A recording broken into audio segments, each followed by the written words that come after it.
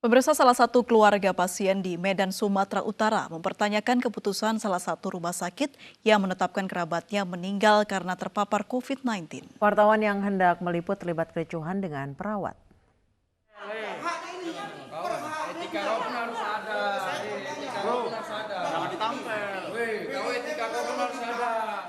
Perawat rumah sakit ini marah saat wartawan hendak meliput seorang kerabat keluarga pasien yang dinyatakan positif COVID-19 dan dimakamkan sesuai dengan protokol COVID-19. Kericuhan sempat terjadi beberapa saat hingga akhirnya keluarga pasien melerai wartawan dan keluar dari ruangan.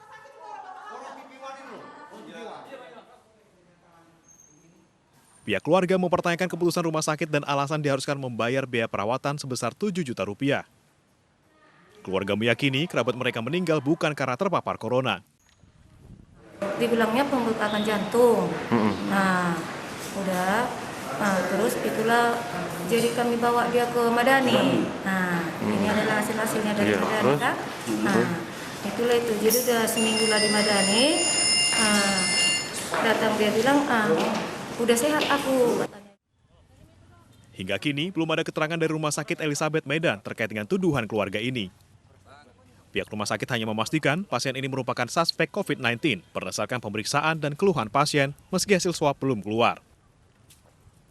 Dari Medan, Sumatera Utara, Said Ilham, iNews melaporkan.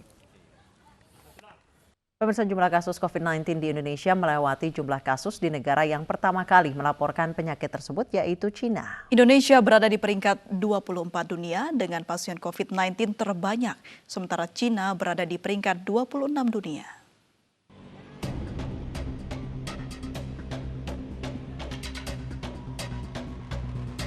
Sejak Sabtu 18 Juli 2020, jumlah pasien COVID-19 di Indonesia telah melampaui Cina yang merupakan negara pertama yang melaporkan kasus infeksi ini.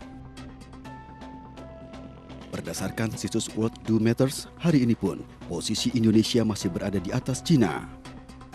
Indonesia menduduki peringkat 24 dunia dengan jumlah kasus COVID-19 88.214 pasien positif.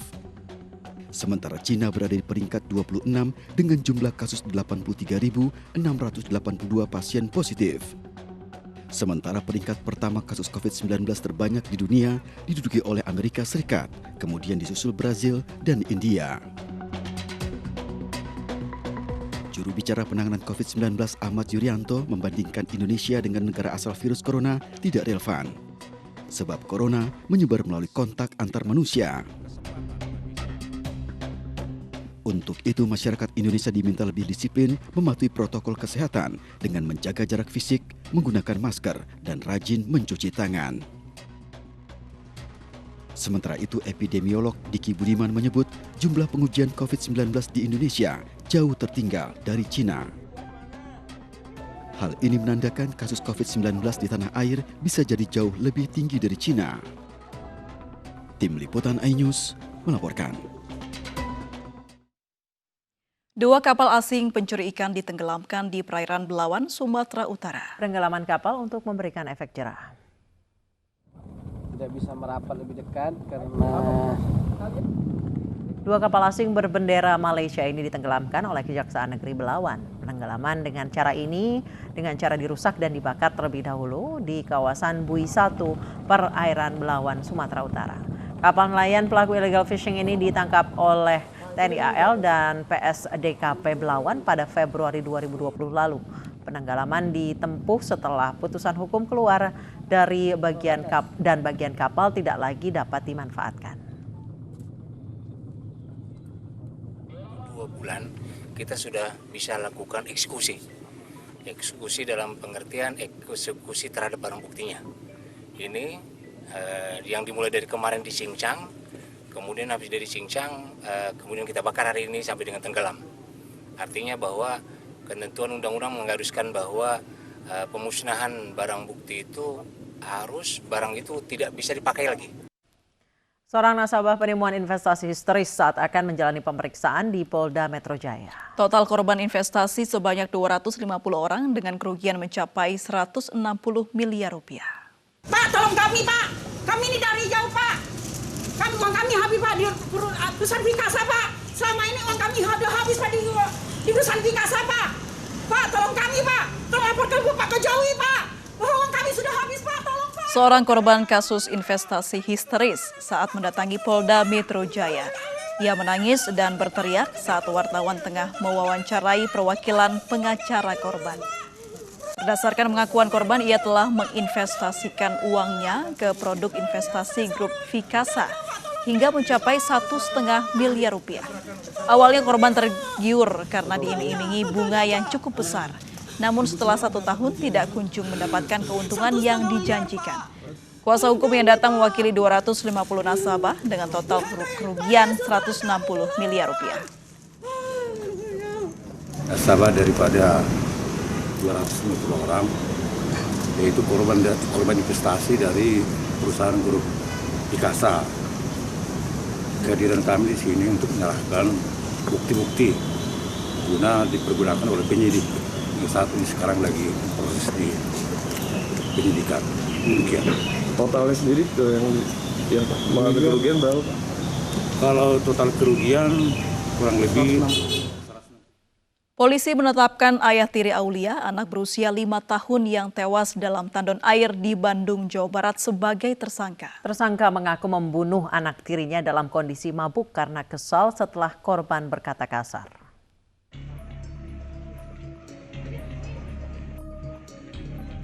Polisi menangkap Hamid, tersangka pembunuhan anak berusia 5 tahun yang jasadnya ditemukan dalam tandon air di Bandung, Jawa Barat. Tersangka merupakan ayah tiri korban. Tersangka mengaku membunuh korban dalam kondisi mabuk karena tersinggung oleh kata-kata kasar korban kepada dirinya.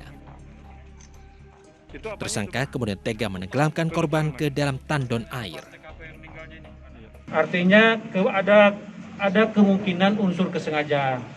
Setelah didalami beberapa saksi, kemudian dicocokkan dengan bukti-bukti di lapangan, dan ada juga pengakuan daripada pelaku, ternyata anak kecil ini korban pembunuhan daripada ayah tirinya sendiri. Sebelumnya korban bernama Aulia ditemukan meninggal dalam tandon air berkapasitas 1.000 liter di lantai 3 rumah korban Jumat lalu. Sebelum ditemukan tewas, korban sempat dikabarkan hilang sejak Kamis malam. Polisi langsung mendatangi rumah korban dan menggelar olah tempat kejadian perkara. Usai tersangka ditangkap, terungkap fakta baru bahwa korban kerap diajak mengamen oleh ayah tiri dan ibu kandungnya. Namun pihak keluarga membantah adanya dugaan eksploitasi anak terhadap korban. Dari Bandung, Jawa Barat, Saufat Endrawan, iNews melaporkan. Pemirsa, seorang bocah di desa Bungkulan, Buleleng, Bali terjepit di antara tiang telepon dan tiang listrik. Videonya menjadi viral karena diunggah oleh warga yang melintas dan mencoba menolongnya.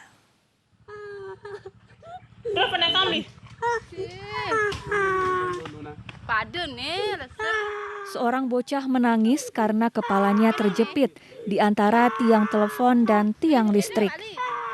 Kejadian di desa Bungkulan, Kecamatan Sawan, Buleleng, Bali ini menjadi viral pasca diunggah di media sosial.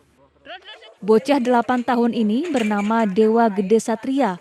Dewa terbebas dari sela kedua tiang setelah ditolong seorang warga dan seorang pedagang es krim yang melintas di lokasi kejadian.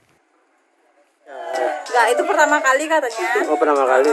Mungkin dia iseng kok bisa masuk apa enggak, pas dimasukin enggak bisa keluar dia. Oh gitu. Supaya tidak terjadi hal serupa, warga berharap kedua tiang bisa dibongkar karena banyak anak-anak yang sering bermain di kawasan tersebut. Dari Buleleng, Bali, Pandewismaya, iNews melaporkan. Pemirsa, pembongkaran makam dan pencurian jenazah pria di Kabupaten Bekasi, Jawa Barat terus diselidiki polisi. Hingga hari ini sudah 5 orang diperiksa sebagai saksi.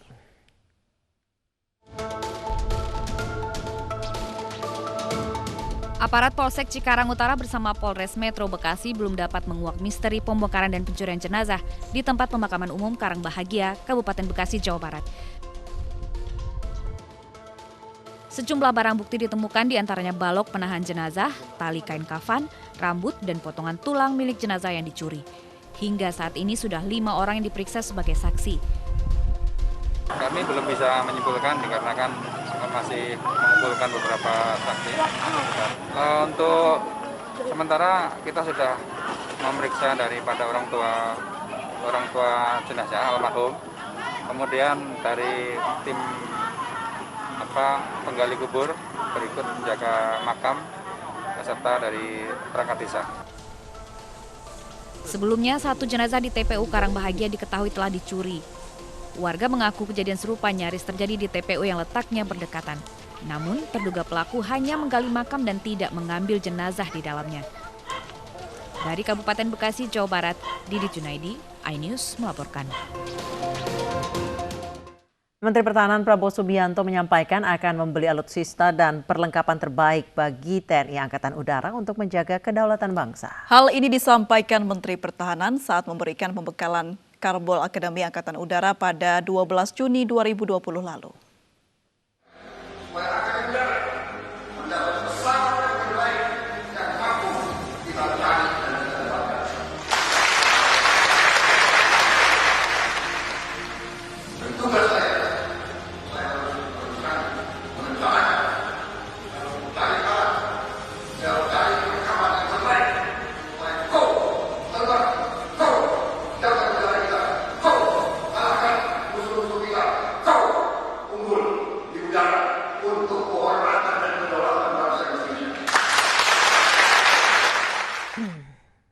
Kandung Menteri Pertahanan Prabowo Subianto, Hasim Joyo Hadikusumo mengungkapkan besarnya potensi korupsi di Kementerian Pertahanan. Menurut cerita sang kakak, Prabowo pernah membatalkan kontrak alutsista yang anggarannya disulap 10 kali lipat hingga 50 triliun rupiah.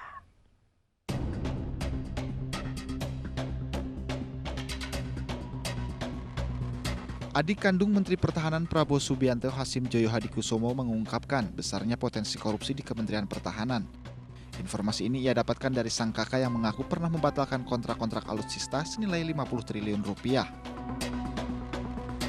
Menurut Hasim, Prabowo menemukan sejumlah proyek yang angkanya disulap hingga 10 kali lipat atau lebih dari 1000%. Anggaran tersebut dikembalikan Prabowo ke Kementerian Pertahanan. Hal ini disampaikan Hasim saat menanggapi perusahaan yang disebut mendapat izin ekspor benih lobster. Hasim membantah pihaknya mencari keuntungan secara ilegal dari bisnis ini. Menurutnya peluang korupsi justru lebih besar di bidang persenjataan yang juga telah dihindari sang kakak Prabowo Subianto. Dan pemirsa, usai sudah kebersamaan kita dalam iNews sore hari ini, mewakili teman-teman yang bertugas, saya Anissa Dasuki. Dan saya Aprilia Putri, terima kasih atas kebersamaan Anda. Jaga kesehatan, gunakan masker dan sering cuci tangan. Sampai jumpa. Dan cobalah mari kita semua saling menyayangi dan saling berbagi dan bersama untuk hadapi bencana, kelak sambut pagi dan cerah mentari. Dan cobalah mari kita semua saling menyayangi dan saling berbagi dan bersama untuk hadapi bencana, kelak sambut pagi.